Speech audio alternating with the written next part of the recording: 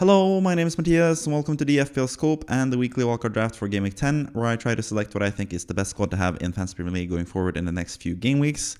And first of all, gotta be a bit sorry for not putting out any videos so far this week. Basically the Monday video that I usually do, which is the FPL test where I look through the weekend's matches. I felt like I didn't have enough grounds to talk about the games this weekend because I didn't get to watch the Saturday games, and I was sort of unable to watch most of the Sunday games as well. So for that reason, I basically just didn't want to comment too much on the games. So I'm going to do that more in the podcast with Kevin tomorrow. But I wanted to get this video out there as well, the weekly wildcard draft, which I do every single week, where I try to select, like I said, the team that I think is the best for the next few game weeks going forward. And this week is no different. Game week 10, game week 11, game week 12. I'm going to do this every single game week of the season for any of you guys on a wildcard. Or if you're just curious who are about who's the best Fantasy Premier League assets currently. So yeah, if you haven't seen this video before, or this type of video from me before, I basically do a draft where I select players from number 1 through number 15 in my squad. And the first player that I present to you is the player that I deem the most important player to have currently in FPL. And then the 15th player is going to be the player that I'm the most unsure about having in the squad, basically. So yeah, let's just go straight into it with number 1 pick, and that's going to be Cole Palmer for Chelsea. I think he's going to be the best long-term player, potentially, for the whole season. I think if I was asked if I could select one player to have for the rest of the season right now, I would probably go with Cole Palmer, because I think he's just the best value player in the game. I think so far he's had the most points so far, and he's also much cheaper than both, especially Haaland, but also cheaper than Salah. So I think he's a really, really good captaincy option most weeks, and he just plays fantastically. I think he's the best player in the Premier League, and yeah, Chelsea are looking really, really good this season as well. So with the fixtures like he has against Leicester, and then especially post Leicester as well, from game week 16 onwards, especially Chelsea have really, really good matches. I think Palmer is just a fantastic asset to have, and I think he has proved that he can get points basically across all games as well. So yeah, Palmer is fantastic, especially the Leicester game in game week 12 is a decent game week to captain him in for, and then for game week 16 onwards, I'm probably going to captain him most weeks as well. So yeah, I think Palmer is fantastic. Man United away is kind of difficult to predict right now, because Man United just changed their manager. Who knows if Ruben Amorim takes over for them before the Chelsea game or not. I would lean towards Van Nistelrooy probably being the manager in charge in that game. So it could go any which way. I don't really expect too much from that game, but maybe Palmer and Chelsea have been really, really good so far, and Man United have not been. So on paper, at least, Chelsea should be the favorites heading into that game, despite it being on Old Trafford. So yeah, Palmer all around, I think he's just the best asset in the game, pretty much. So that's why I have him number 1 overall. So let's move on to number 2. And that's going to be Mo Salah. I did mention him. I think he is one of the best captaincy options as well, and he has been included now. He was not included last week, because you can see his name is in green, which means he's a new player from last week's squad. Palmer was the number 1 pick last week as well, but Salah was not picked as a part of my 15 members of the squad in the last weekly wildcard draft segment, basically. But now I've done a pretty major change that I'm going to talk about eventually. You probably can guess already, judging from me having Palmer and Salah, that there's going to be some pretty costly sales to be made, or people to get rid of. But yeah, for that reason, Salah is going to be the best captaincy option, especially now this next game week at home to Brighton. I think that's a fantastic fixture for him. Aston Villa at home and Southampton away as well, 2 really good fixtures. Man City at home, not the easiest fixture, but we've seen Salah in the past. He's basically fixture-proof, and this season he has to gain the advantage as well of getting more bonus points. He already has, 15 bonus points or 16 bonus points so far this season, which is kind of crazy. He's just a really, really good FPL asset who's made even better from the changes that they made to the bonus system from last season to this season. So yeah, Salah is a fantastic player, especially considering he's the best captain's option this upcoming game week. I'm probably going to captain him myself if I bring him in, which is a very likely possibility for me. So yeah, Salah is just fantastic. We know how good Salah is from the past. I don't really have to talk too much about it. And the next 3 games, especially for Liverpool as well, are pretty good. So I think Salah is a pretty good player to bring in at this moment in time as well. So yeah, he comes in at number 2. Let's move on to number 3. That's going to be Mbeumo, who should be in all of your squads so far already. He's been fantastic lately, scoring 15 points this past game week. Yes, it was a little bit lucky. It was a penalty and a cross, basically, that went straight into the goal, despite no one touching the ball. So he's kind of lucky to get the 15-pointer there, but in the past he's shown that he is a really good player in a really good attacking side in Brentford, who concede a lot of goals as well. They have to go forward to score goals, and Mbeumo is the main man to do it. Him and Wissa, who is another really good asset that you could potentially have in your squad as well. But Mbeumo, he's on penalties, so that's not really that surprising that he got points from that either. That's a part of the reason why we bought him, because he is a really good penalty taker and he takes penalties for Brentford, the undisputed number one, now that Ivan Toney has gone to the Middle East, pretty much. And the matches are still fantastic for Mbeumo. After these sets of matches, though, 10, 11, 12, 13, after game 13, from game 14 onwards, it might be a bit tougher to keep Mbeumo because he and Brentford will get tougher matches from that point on, but all the way up until that game against Leicester, I think they have decent matches. Yes, Fulham away and Everton away aren't the best. They aren't ideal. That's why I have Mbeumo behind Salah, for example, because I think the fixtures could be better. I think Fulham and Everton are two kind of underrated defensive sides, even though they aren't the best sides in the league. I still think they can, on their day, especially at home, do a pretty good job defensively against Brentford. But Bournemouth at home and Leicester at home, two really good fixtures for getting points, especially that Leicester at home fixture, where also Liverpool and Man City face each other. So that could be a really nice game week for you to captain Mbeumo as well. You see Palmer against Aston Villa, which is not the easiest game either. Aston Villa have actually been pretty good defensively so far this season. So that fixture could be a potential captaincy option with Mbeumo. We've seen that in the past, that he's been a really good captaincy option the last few weeks. If you had captained him rather than Haaland the last 4 game weeks, you would have been so much higher up in the standings right now. So yeah, don't be afraid to captain Mbeumo in that fixture against Leicester, and that's another good reason why he's fantastic, even though the fixtures after that game against Leicester aren't the best. But Mbeumo is still a fantastic pick. He's still like the main man for Brentford, who are going to be getting a lot of chances and scoring goals against most teams in the league, to be honest. So yeah, Mbeumo is a fantastic asset who comes in at number 3 this week. Number 4, we have Matheus Cunha, who basically fulfilled my hopes last game week with a goal, a really late goal against Brighton, but he got all 3 bonus points as a result of that. He had really, really good underlying numbers, could have had a lot more points in that game as well. So I think Cunha is just tremendous, especially with the fixtures that Wolves have. They have by far the best fixtures, both short-term and like medium-term in the Premier League. Over the next like 8-9 game weeks, they have just every single fixture that you want, basically. Southampton, Leicester, Ipswich, Crystal Palace at home, Bournemouth at home in the next 4 as well. Just tremendous fixtures. The Fulham away fixture is probably the toughest fixture for Cunha within the next 8 or 9 game weeks. So that should tell you something about how good the fixture run he is on and Wolverhampton are on currently. So yeah, Cunha, fantastic player, really good for bonus points. I think he's top for baseline BPS in terms of at least the cheaper forwards in the game. Really good underlying numbers, and Wolves have actually been pretty good offensively this season as well. So Cunha, I think he's a pretty self-explanatory pick up front. I think he's the best option as a forward as well. There's a lot of good forwards for a cheap price, but Cunha is both pretty cheap and just really, really good, and potentially on penalties as well.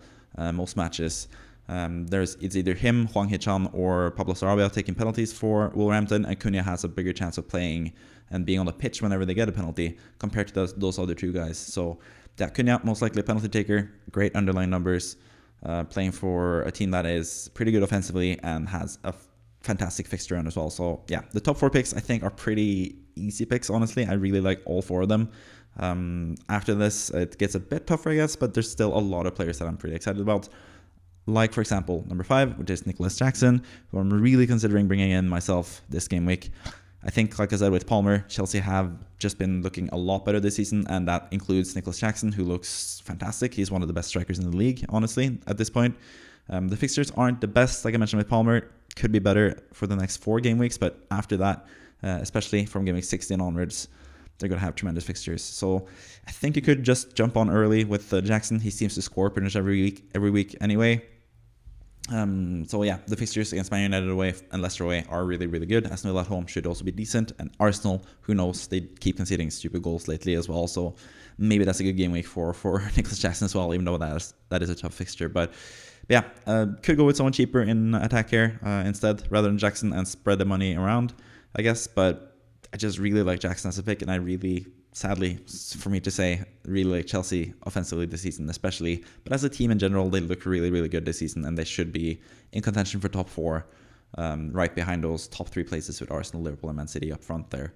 So yeah, Chelsea looking really good, Jackson looking really good, Palmer looking really good. They're both pretty much nailed in the teams as well. Seems like Nkunku is going to play as a striker in the Conference League, and that leaves playing time for Jackson and rest in the Conference League as well, and for him to play in the Premier League matches. So yeah, just a tremendous pick. Might be jumping the gun a little bit when it comes to Jackson, just because the fixtures aren't the best as of yet, but especially from Game Week 16 onwards, I'm definitely going to have him in my team, and I'm also strongly considering bringing him in for Game Week 10 as well, not even on a wildcard. So yeah, really good pick there in Jackson at number 5. Jackson 5 makes sense as well.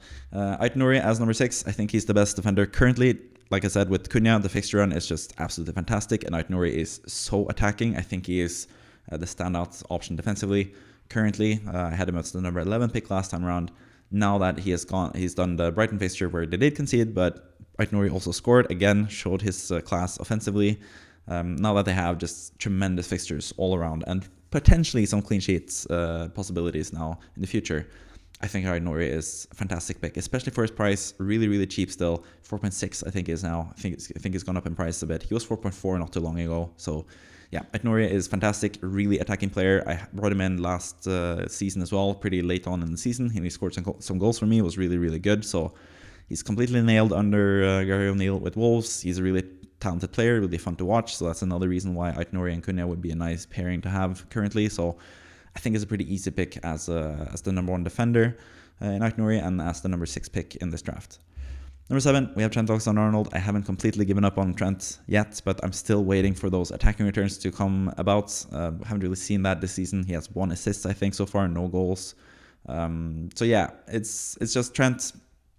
I think with the next 3 fixtures in general, I think there's a reason to keep him, especially with the team that I have now, where I have ditched a pretty important and pretty expensive player. You can probably guess already who that is, but we're going to get to it pretty soon in the next pick, actually. So yeah, I think with the money extra that we have now, you can afford having Trent, but I could see the reason why I would go with someone like Konate instead.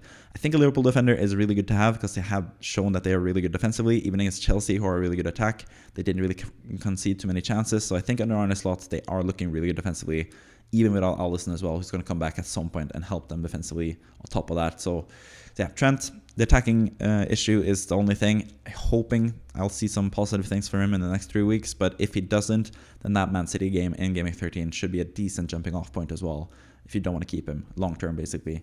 So yeah, that's pretty much it for Trent.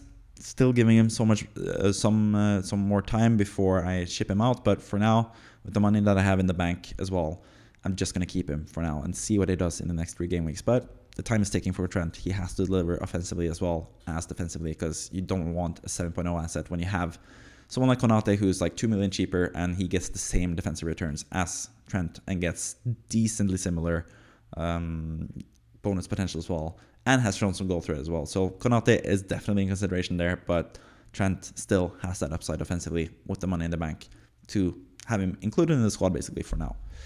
Number 8, we have Raul Jimenez, and I did mention there's a big player that I've sold or gotten rid of since last weekly Wildcard draft, and someone that I'm looking to sell potentially in Game Week 10 as well, and that is Erling Braut Haaland. I don't have a place for him in the attack here, and that's sort of the big talking point this week as well, whether you should stick with Haaland or just sell him. He's been pretty underwhelming the last few weeks, but for me, it's more about the players that you can bring in, and Jimenez is honestly just one out of a lot of good potential attacking players. I haven't even included the likes of Jan Vissa, who looks fantastic, really good, both the fixtures, as you can see with Mbeumo there, and also his form. He's just a tremendous player, getting a lot of good underlying numbers. Vissa is fantastic. Chris Wood is also a really, really good player. Obviously, he scores every single game week. 3 out of the next 4 for Wood are at home to pretty decent opposition as well, so he's also pretty good short term. I think Welbeck for the longer haul is going to be a really good pick. I think Ollie Watkins potentially as well in a few weeks is going to be a really good pick as well, even though he's really expensive.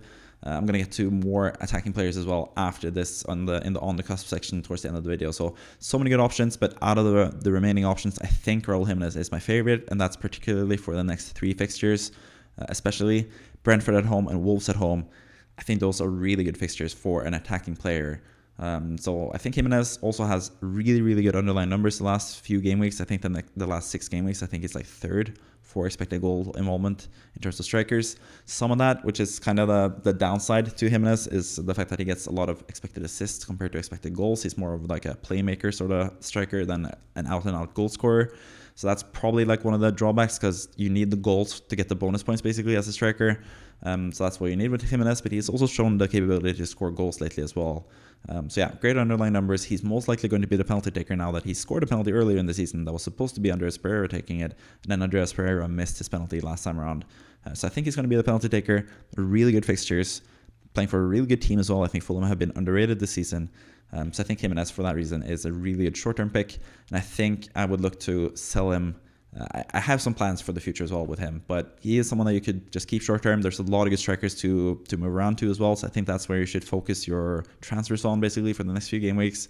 Because I think you want to jump on those good fixtures. The fixtures are especially important for strikers. They really need the chances to score, and they're going to get more chances against easier opposition. So I think it's pretty much fixture-based who you choose as strikers, and that's why I've removed Haaland and now added, or not added Jimenez, because he was in the squad last time around as well in the weekly wildcard draft, but added Nicholas Jackson as well. But Jimenez has fantastic fixtures, and now that's why he's staying in the team despite a lot of good other assets in attack there.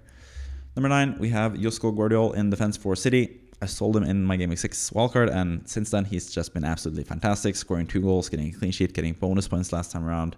He is everything that he was advertised to be at the start of the season, and what he didn't really deliver on at the start of the season, because City struggled to keep clean sheets and Gvardiol didn't really get many goals. But he's getting forward. He's not afraid to shoot up from outside the box, and he's also really good at it. He's really close to scoring. Even last game week when he didn't score, he was close to scoring again, or had like a decent shooting chance as well. So yeah, Gvardiol is just a fantastic player, is one of the best and premier defensive talents in the league, both defensively and in terms of clean sheets. He has decent potential for Man City. He's now 6.2 after being 5.9 not too long ago, so he's also a really popular player. The one downside to Gvardiol is the fixtures, and that's the reason why I've sold Haaland as well. I think the fixtures aren't the best for City, especially from a defensive point of view. Bournemouth away, Brighton away, Spurs at home, Liverpool away. I can't really see too many clean sheets in those games, but at the same time, it is Man City. We know how good they are and how well they are, or how good they are at controlling the ball and being a really good dominant side who can keep clean sheets. We saw it against Southampton as well. They didn't really concede too many chances, but that was against Southampton, I guess, which is one of the easier matches in the league. But yeah, Gvardiol is still a really good asset, even though the fixtures aren't the best. I think for the long haul as well, for the entirety of the season, he is potentially the defender that I would choose, especially if I had unlimited money. But yeah, that basically tells the whole story when I have selected him, despite him not having the best fixtures either. But yeah, I really like Gvardiol. He was my favorite defender going into the season. I was pretty disappointed with him in the first 5 game weeks, but since then he's just, again, been really, really good. And especially as an FPL asset, he's been fantastic. So yeah, he goes in at number 9.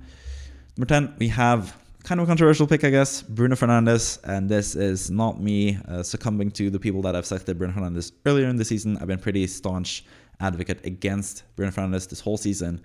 The reason I have selected him now is 2 things, basically. One is the fixtures. You can see there, Leicester at home, Ipswich away. With, in terms of the next 4 fixtures, I think Man United are one of the best, if not the best team, especially those fixtures against Leicester and Ipswich. Fantastic fixtures. Also the fact that Man United have sacked Ten Hag. Finally, they're going to get a new manager, potentially a new manager bounce. And not only are they getting a new manager, but that new manager is most likely going to be Ruben Amorim from Sporting, who is Portuguese, which also helps obviously, but he's going to have a system playing with a 3-4-2-1 system basically, where he has 2 players right behind the striker supplying both potentially assists and scoring goals themselves. That's where a lot of the points have come from when it comes to Sporting and under Ruben Amorim, apart from obviously Gyökeres, who's been the tremendous striker at Sporting. Goncalves in basically in the same sort of position that Bruno Fernandes will play in, most likely, in this team. He's been really, really good for Sporting, and I think this will also unlock Bruno Fernandes as an attacking asset for Man United. I think they'll be better offensively now that Ten Hag is gone. I think Bruno Fernandes is going to be key to that. You think he plays 90 minutes. It's always the thing with Bruno Fernandes. The minutes are fantastic. The penalties really good. He's on some set pieces as well. That really helps. And then the fixtures and the new manager bounce potentially with a manager that could finally get the best out of Bruno Fernandes, who sort of struggled for basically under the entirety of Ten Hag. He hasn't really been the best FPL asset, but now I think he can finally be unlocked there. So yeah, just want to jump on early with Fernandes. I have some money left in the bank as well. Since I don't have Haaland, I can afford to have the premium defenders of Trent and Gvardiol. I can afford to have Salah and Palmer and Nicholas Jackson on top of that as well, and Mbeumo. Like, there's just so much value in the squad because I don't have Haaland, and Fernandes is one of them. I did have another player from Man United in this spot as well, but I'm going to talk about him in the dropped player section because I've had to drop him since last time around. But Bruno, kind of controversial pick, kind of jumping the gun a little bit here. I don't know. The Amarim thing is firstly not confirmed as of the recording of this video, and also don't really know yet if he's going to be playing. I don't know. We don't really know yet what's going to happen with Man United, so it's a bit early. If you're not on a wildcard, I would wait and see that Chelsea game and then probably add him for the Leicester game if possible. But I could see why people would be hesitant to do that as well. So, but yeah, I just really like the punt of Fernandes. I think he has a lot of unlocked FPL potential once he gets a really good manager. We've seen that in the past as well. It was really good under Ole Gunnar Solskjaer, who was basically the guy that brought him into the Premier League. Was fantastic, was the best player in FPL for that one season. Can't remember exactly, was it 1920 season or 2021? I can't remember exactly which season, but he's proven in the past that he is a tremendous FPL talent. He was once worth like 12.0, I think, and now he's 8.2 pretty much. He's the cheapest he's been since he came to the league, basically. So yeah, I think with the price, the minutes, the penalties, the fixtures, the new manager bounce, all that stuff put together, I wouldn't be too opposed to taking a punt on Bruno Fernandes, and that's why he's number 10 pick this game week. Number 11, we have Sels in goal for Nottingham Forest. I think he's just the best goalkeeper to have. I had him as the number 13 pick last time around, and he got an assist as well last time. Didn't keep a clean sheet, but got an assist all of a sudden for Nottingham Forest. Just passed it up to Chris Wood, route 1, and they got a point, or he got an assist from that. So yeah, I'm not expecting assists or goals from Sels in the future, but I do expect Nottingham Forest to be one of the best defensive teams in the league, especially out of the 4.5 goalkeepers. I think Sels is by far and away playing for in the best situation, basically playing for a really good defensive side, who also have decent fixtures for what it's worth the next few game weeks. So yeah, I really like Sels as the number one goalkeeper. Don't really have any other potential goalkeepers I would have instead. Much prefer someone at 4.5 like Sels than David Raya, for example, and that's not just me talking in hindsight. I said this already before Raya was such a popular pick. I don't really like picking Arsenal goalkeeper or like a 5.5 goalkeeper from a really good team where you might potentially want to triple up in either attack or potentially having a one defender as well who has some goal threat. I don't like using that spot on a top 6 player in goal. I really like the cheap 4.5 goalkeepers. That has always been the best case in FPL. If you can identify the best 4.5 goalkeeper and have him for the entirety of the season and just playing week in and week out, that's probably going to give you the best results. And for now, I think Sels looks like the best pick, and that's why he's the number 11 pick and the first choice goalkeeper in the team. Number 12, we have Rico Lewis still, and yes, the fixtures apply to Gvardiol as they do with Lewis. I don't think the fixtures are that good. Lewis hasn't been that impressive to me attacking-wise either in the last few games. But all that said, he's still really cheap, 4.7. Still pretty damn nailed, I think, in Man City. I think he's going to play most games. I've said this for a couple of weeks now. He seems pretty nailed. I don't think you should worry too much about his potential playing time. I think he's going to play most games. And yeah, 4.7 for an attacking fullback at Man City for that price, who's going to play most games. I think that's just too good to pass up, basically. But he hasn't really been performing as a really player. I think you could go with just a different cheap defender who could get the same amount of points. So yeah, I don't think he's like a standout option. I don't think he's been that good offensively. After the first few game weeks, he looked really good offensively. He's been sort of meh lately.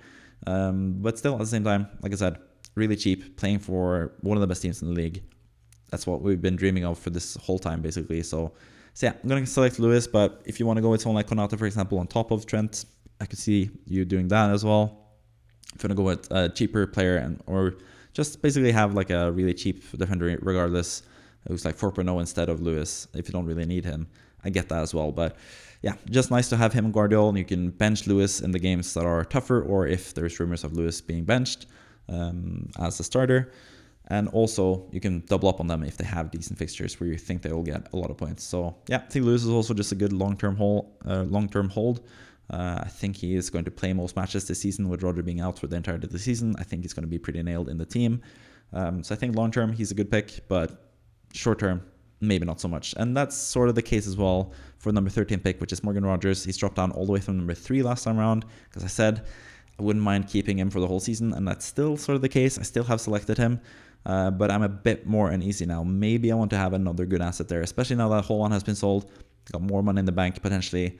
Would be nice to have like 8 really good attackers, and Rodgers is a really good attacker for what it's worth, but the fixtures that he has, Spurs away, Liverpool away, Crystal Palace at home, Chelsea away in the next 4 fixtures, just aren't the best. So I could see why people would move on from Rodgers, but at the same time, we know how good value he is. We know he's going to play pretty much 60 minutes plus 90 minutes most times for Aston Villa, who are still a really good team. So I think Rodgers is still a great asset for his price at 5.3.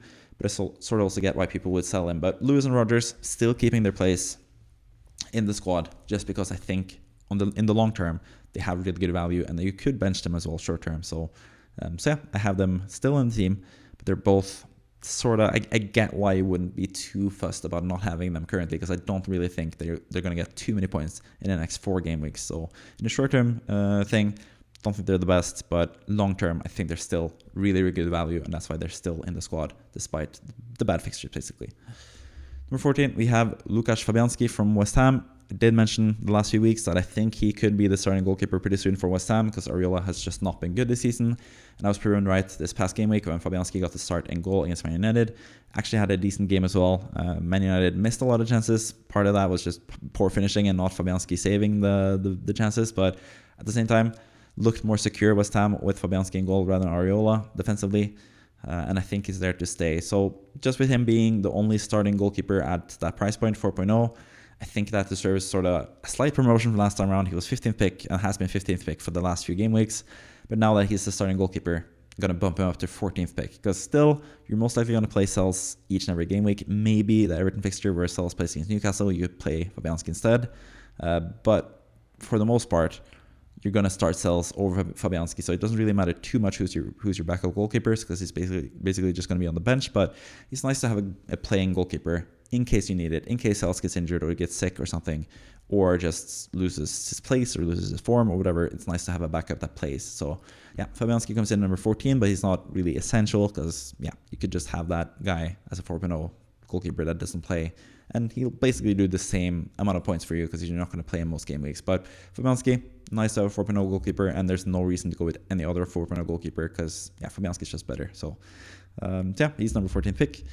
Number 15th pick is Mykolenko. He still keeps his place in the team, despite not keeping a clean sheet last time around. The fixtures are sort of starting to dry up now for Everton as well, and I would potentially just want to go with someone like Van den Berg and just save the extra money there. But Mykolenko is still a 4.3 defender, playing with the defense that is looking better and better, especially with Branthwaite coming back now fully fit, hopefully soon.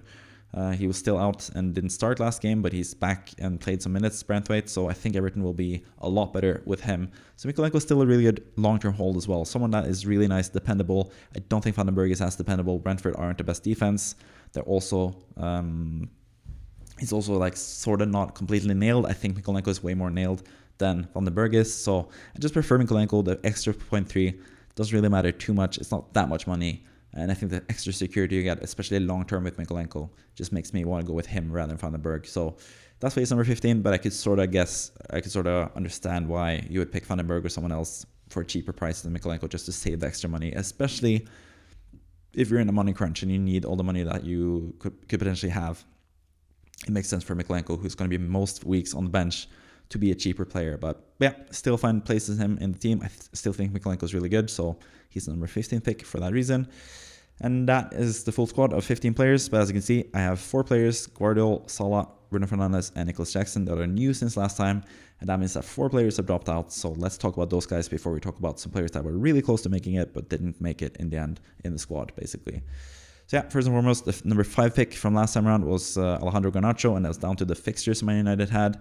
Also the price of Garnacho, also the fact that he was the best offensive player for Man United lately.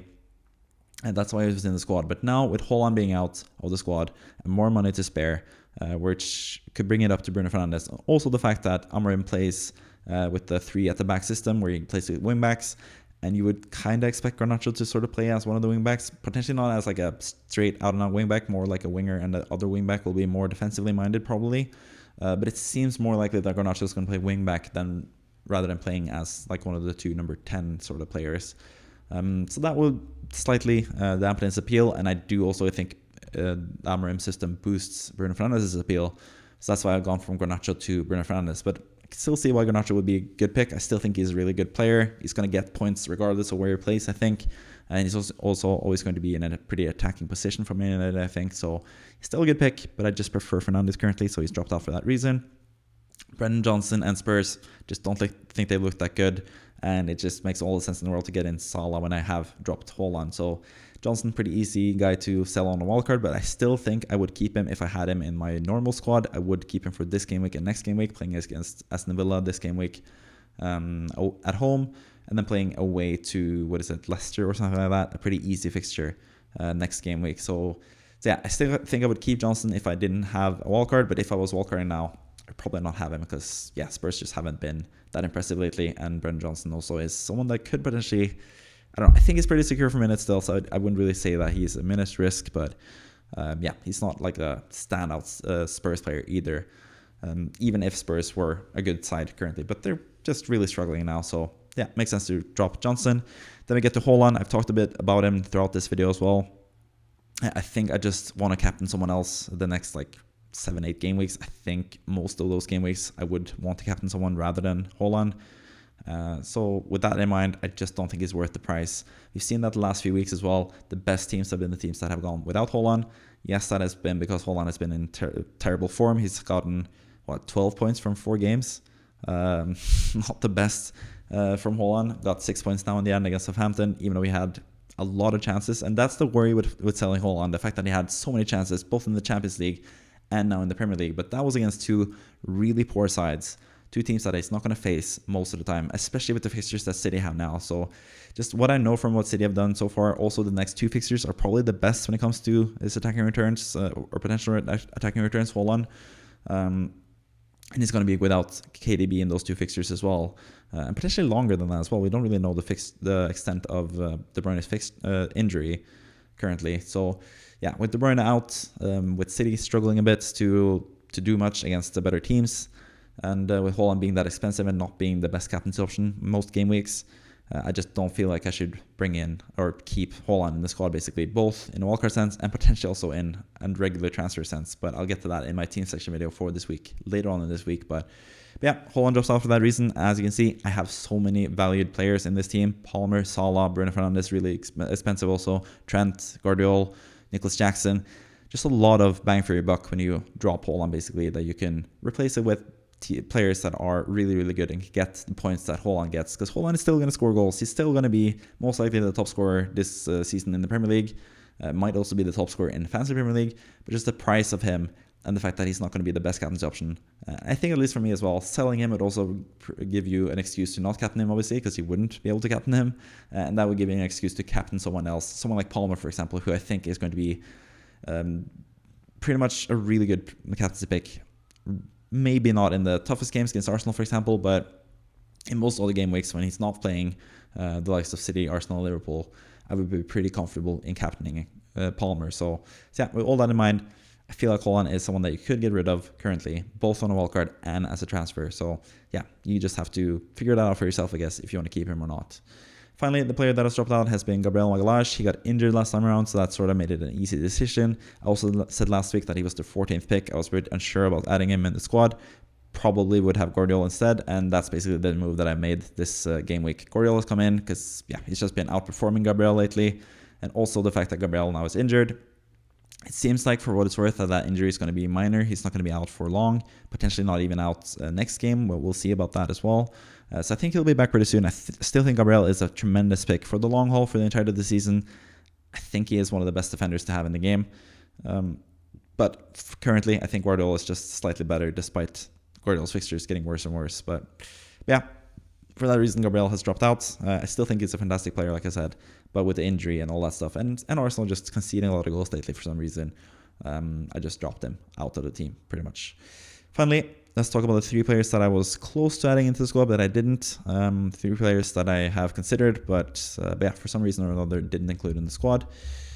First of which is Chris Wood, who's going to be a really popular transfer target this week because he just keeps scoring. And as I said, West Ham at home, Newcastle at home, Ipswich at home.